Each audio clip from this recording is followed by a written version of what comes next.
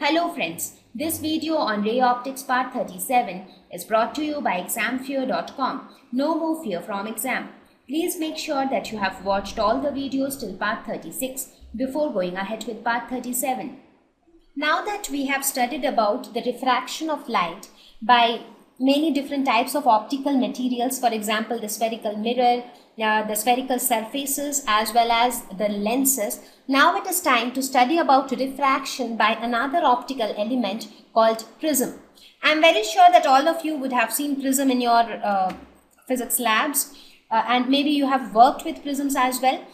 What are prisms? What are prisms basically?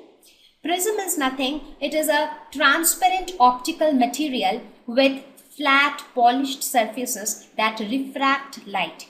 So that means since the prism is made, now it is not necessary that prisms are always made up of glass. They are sometimes made up of glass, sometimes even plastics or fluoride, depending upon the type of application it is used for, because there are a wide variety of applications where prisms are used. So, but the most important property of prism is that it refracts light. Not only refracts light, prisms also disperse light. That means if white light is passed through prism, it gets dispersed into its constituent colors. That is, all the 7 colors comes out of the prism. So these are some of the properties of a prism. Normally, now prisms also come in different kind of structures, different shapes and sizes, but however the traditional prism is the triangular prism, which is shown here on this figure. It looks like a triangle with some 5 flat surfaces, so it gives a triangular look, somewhat like this as you are seeing here. So now we will see how does refraction of light takes place in case of a prism. So before that, let us, this is a prism. Whenever we talk of a prism, what we remember is the dispersion of light. White light going in and all the 7 colors coming out, right? So the terminologies related to a prism are incident ray, the ray which enters the prism; refracted ray, the ray which gets refracted inside the prism; emergent ray, the ray which comes out of the prism. That means there are 3 rays here which will be involved in case of a prism. So let us suppose if this is my prism, the ray which is entering, that is the incident ray. After refraction, this is the refracted ray, and the ray coming out, that is the emergent ray. Angle of deviation. Angle of deviation is nothing but the angle which tells us how much the emergent ray deviated from the original incident ray. This is the original incident ray, right? So how much this emergent ray deviated from the original incident ray, that is shown by the angle of deviation. Angle of prism. What is angle of a prism? This angle of the prism is known as angle of a prism. Now let us look at the refraction by a prism. Let us suppose this ABC represents a prism. This ray P represents my incident ray.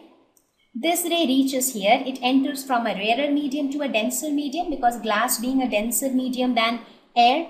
So it gets refracted, that is, it bends towards the normal. Then it again reaches this surface where it again moves from a denser medium to a rarer medium. So it moves away from the normal. So this ray is the emergent ray. And what is the angle of deviation? How much the emergent ray deviated from the incident ray. This was the incident ray, this was the emergent ray. So this angle delta is the angle of deviation. Now let us look at it mathematically. In this quadrilateral,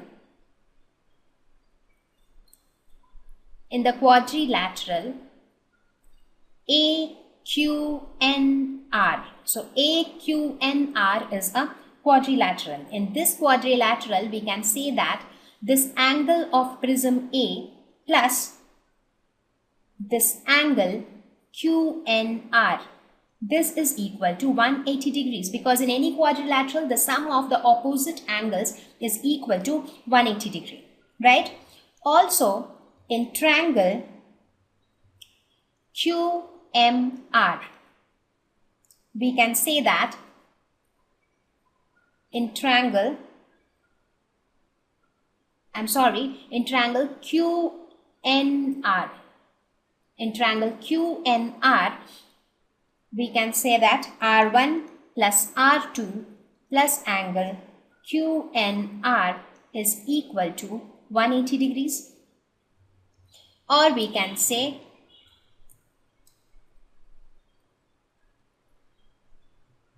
that angle QNR is equal to 180 degree minus R1 plus R2. Right? So this is my first equation. This is my second equation. So put angle QNR in first equation. So if I put the value of QNR, this value in first equation, what do we get? Angle A plus 180 degree minus R1 plus R2 is equal to 180 degrees. So this 180 and this 180 will get cancelled. So we get that angle of the prism is equal to R1 plus R2. Now let us consider the triangle MQR or triangle QMR. Now let us consider this triangle. In this triangle, this angle delta is the exterior angle. The exterior angle will be equal to the sum of the opposite interior angle. Let me call these angles as angle 1 and 2. So this delta will be equal to angle 1 plus angle 2. Right? So now what is this angle 1? This angle 1 is nothing but angle I, because this angle I is equal to this total angle because they are vertically opposite angle. So we can write that angle 1 is nothing but angle I minus R1. Similarly, we can say that angle 2 is nothing but this angle E, that is the angle of emergence, angle E minus R2. So we can write I plus E minus R1 plus R2. So from here we can say delta is equal to I plus E minus R1 plus R2. What is R1 plus R2? R1 plus R2 is equal to A. So this we can write it as A. So we can say that the angle of deviation of a prism is equal to angle of incidence plus angle of emergence minus the angle of the prism. So this is how the angle of deviation is related to the angle of incidence and angle of emergence. And this is how the refraction takes place in case of a prism. So let us look at the relationship between the angle of deviation and the angle of incidence. Now we see that from this graph, we see that as the angle of incidence increases, the angle of deviation keeps decreasing. So from this relationship, angle of deviation is equal to angle of incidence plus angle of emergence minus angle of the prism. So it is seen that as the angle of incidence increases, this angle of deviation keeps decreasing, and when it reaches a point where angle of incidence is equal to the angle of emergence, then the angle of deviation is the minimum, and then again it starts decreasing. So the angle of deviation basically keeps decreasing with the increase in angle of incidence. It reaches a minimum value and then again keep increasing. So minimum angle of deviation, that means angle of deviation delta is minimum. This angle of deviation is minimum when angle of incidence is equal to the angle of emergence. Now we will talk about the minimum angle of deviation in the next slide. Let us now see under what condition the angle of deviation becomes minimum. Now it is seen that the angle of deviation, that is delta minimum when the refracted ray goes parallel to the base of the prism. That means this is the ray. When this ray is parallel to the base of the prism, then we say that the angle of deviation, that is delta, is minimum. That is, delta is equal to delta minimum when I is equal to E, that is angle of incidence is equal to angle of emergence, and R1 is equal to R2, because when this line is parallel, when this line is parallel to this line, then angle of incidence is equal to angle of emergence and R1 is equal to R2. Therefore, we saw that A is equal to R1 plus R2, that is the angle of prism. So angle of prism becomes 2R. So R is equal to A divided by 2. Therefore, what will be the minimum angle of deviation? So angle of minimum deviation will be equal to I plus E minus A. So I plus E, what is I plus E? E and I are same, so I plus I minus A. So this is equal to 2I minus A.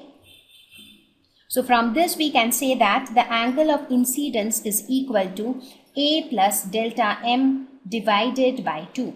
So when the angle of incidence is equal to this value, then the mean deviation, that is the angle of deviation, will be minimum. So the angle of deviation, how it varies with the angle of incidence? It decreases with angle of incidence, reaches its minimum at a particular point when angle of incidence is equal to the angle of emergence. Now when angle of incidence becomes equal to this angle of emergence, then this R1 becomes equal to R2, and as a result this line becomes parallel to the base of the prism. So in this condition, the angle of incidence I is related to the angle of minimum deviation as A plus delta M by 2. Thank you. Please visit examfear.com to watch free educational videos, try free online tests, get the best quality study materials, study from the best tutors and mentors, and much more. Thank you once again.